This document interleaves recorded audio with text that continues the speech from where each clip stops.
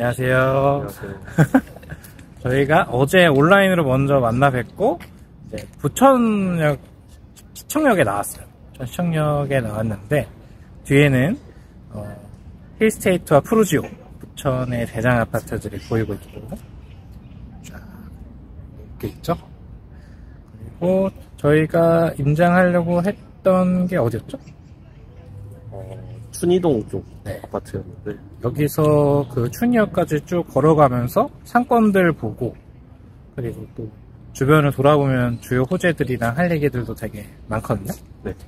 걸어가면서 이야기 나누면서 임장을 해보도록 하겠습니다. 알겠습니다. 네, 여기가 힐스테이트 아파트고요. 바로 옆에 푸르지오 아파트도 붙어 있습니다. 여기는 딱 보시면 아시겠지만 엄청난 용적률과 건폐율을 갖고 있어요. 수치를 보니까 용적률은 거의 1000에 가깝고 건폐율은 70을 꽉 채웠더라고요. 그런 의미는 뭐냐면 밑에 상가들과 함께 있는 주상복합 아파트입니다. 그래서 대장 아파트인데 저는 개인적으로 이렇게 건폐율 높은 거는 답답하더라고요. 그래도 이 지역에서는 인기가 가장 많은 아파트다라고 할 수 있습니다. 네, 저희 이제 부천시청역에서 그 신중동역 그리고 춘희역 쪽으로 해가지고 도로를 쭉 걸으면서 상권과 교통, 학권 같은 것들을 확인하려고 하는데요. 어떠세요? 대인님?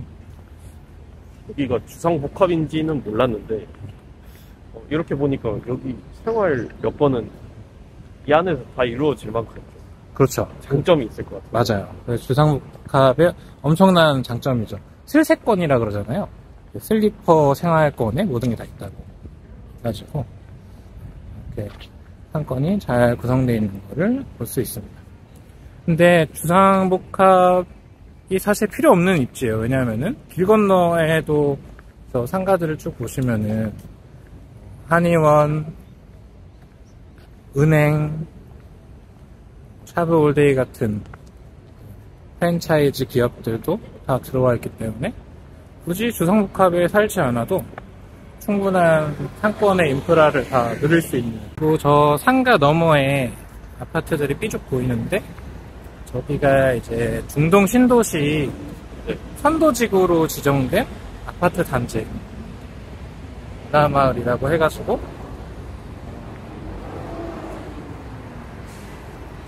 일기 신도시가 총 5개가 있어요.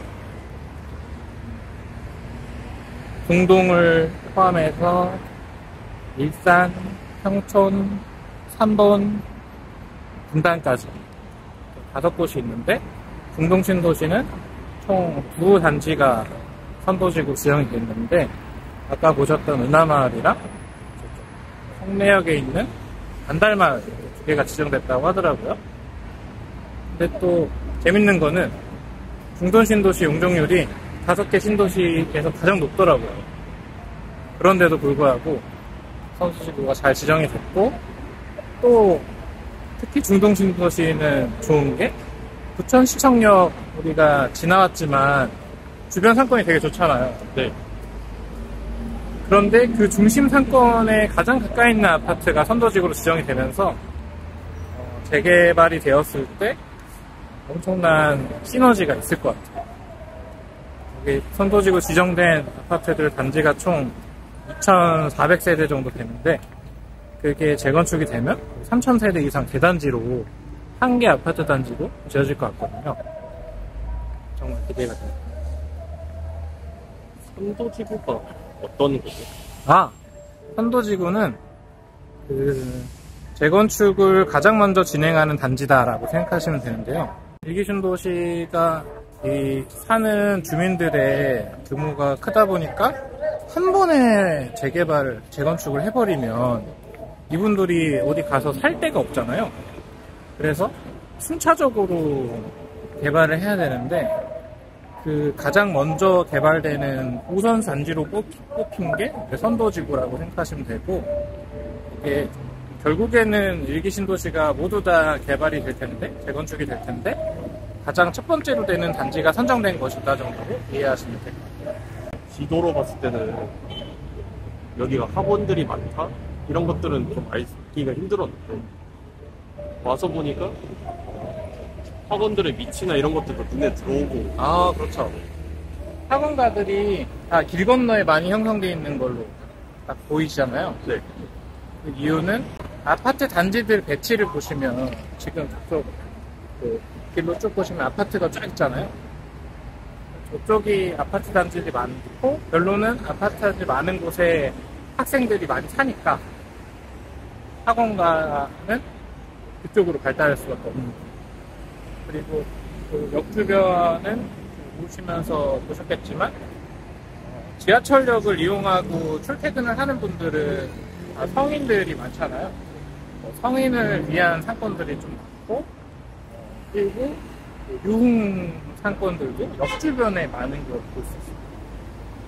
네, 여기가 중동 신도시 부천시청역 북쪽으로 있는 학원가들. 영어 수학학원, 음악학원, 입시학원.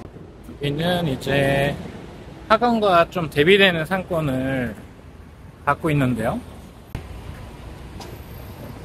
노래방.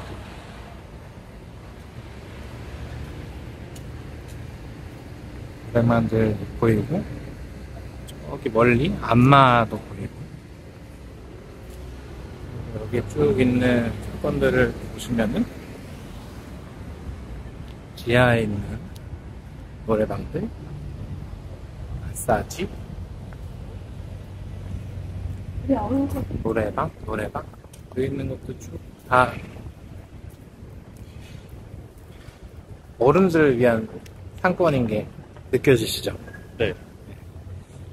여기는 어른들한테는 좋은 상권일 수도 있지만 자녀가 있는, 특히 미성년 자녀가 있는 학부모들은 선호하지 않는 마이너스 요소가 될 수도 있는 상권입니다. 아까 학원가 보셨잖아요. 네. 학원가에는 상권 느낌이 어땠나요? 주변에 병원도 많고 좀 미성년자들도 자주 접근 가능한 그런 시설들이 많았는데 이쪽은 뭔가 술집이나 아니면 아까 말씀하신 노래방이나 이렇게 미성년자가 이용하거나 접근하기 굉장히 어려운 그런 시설들이 좀 집중되어 있네요. 맞아요. 약간 쉽게 생각해서 대학교 술집거리 생각해보면 미성년 자녀 있는 학부모들에게는 마이너스 상권입니다.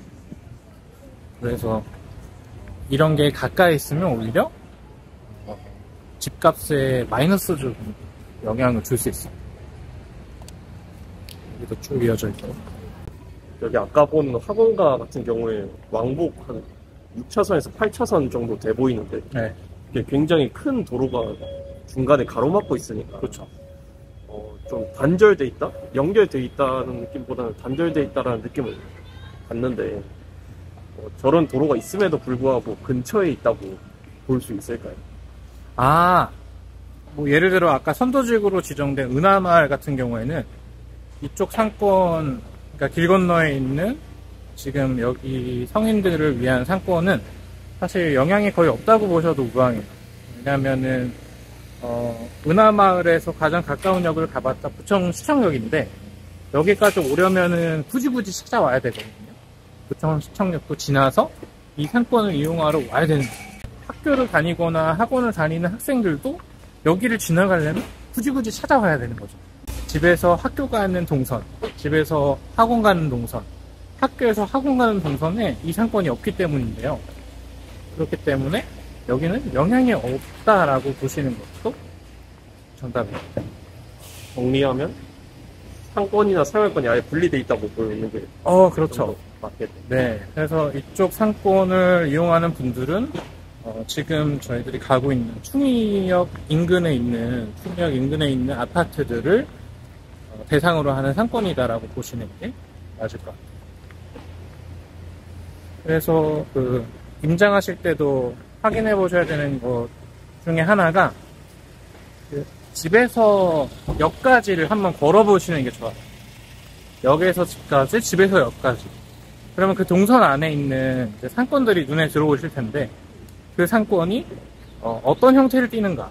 처음에 봤던 것처럼 은하마을 주변에 학원가가 있는 미성년 자녀들도 충분히 갈 수 있는 상권인가. 아니면 반대로 우리가 지금 걷고 있는 것처럼 미성년 자녀들이 좀 접근하기 힘든 어른들을 위한 상권인가.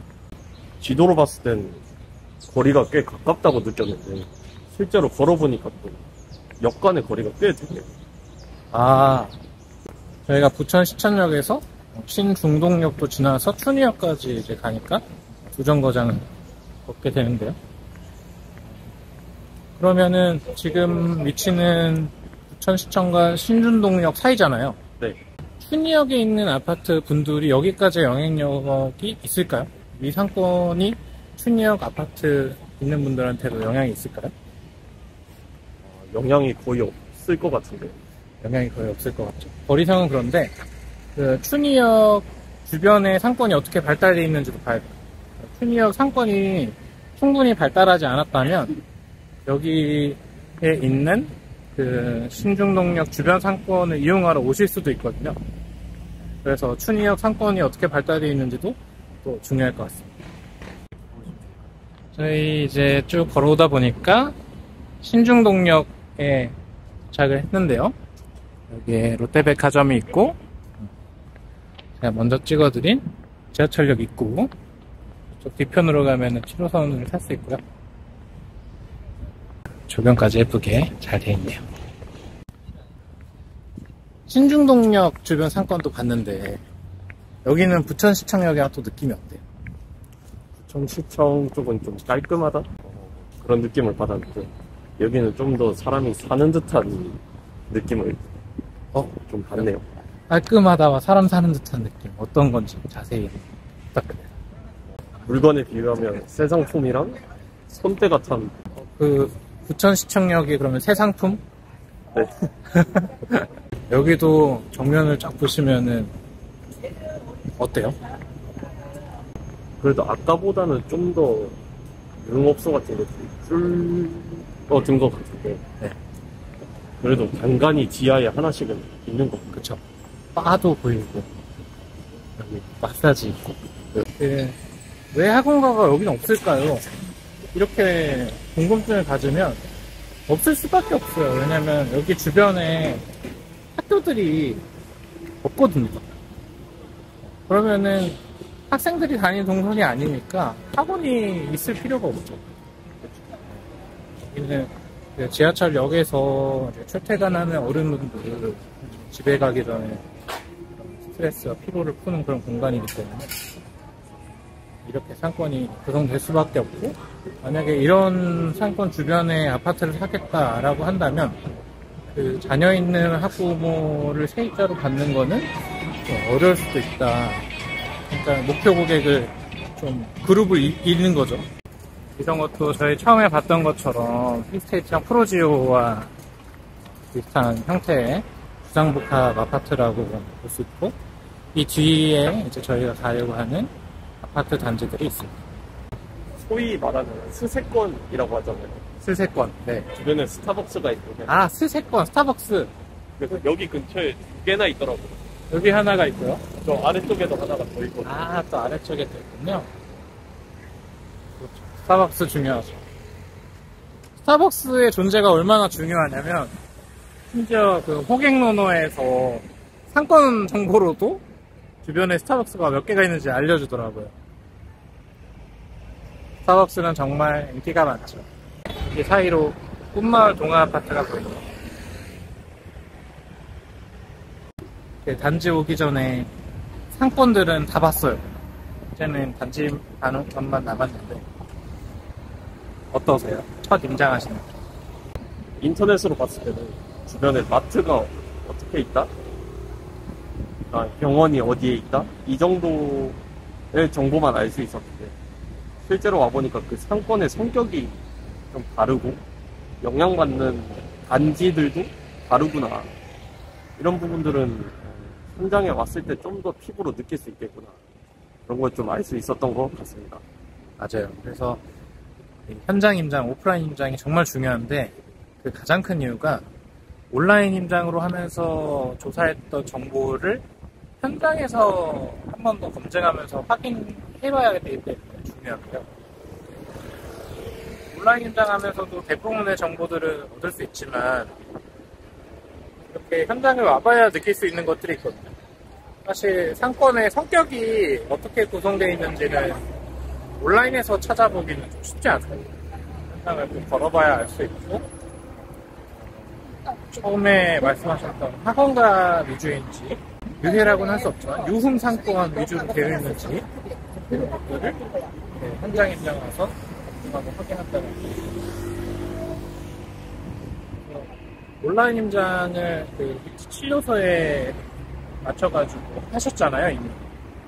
그거를 이제 검증해본다는 생각으로 좀 걸어보시면 될 것 같아요.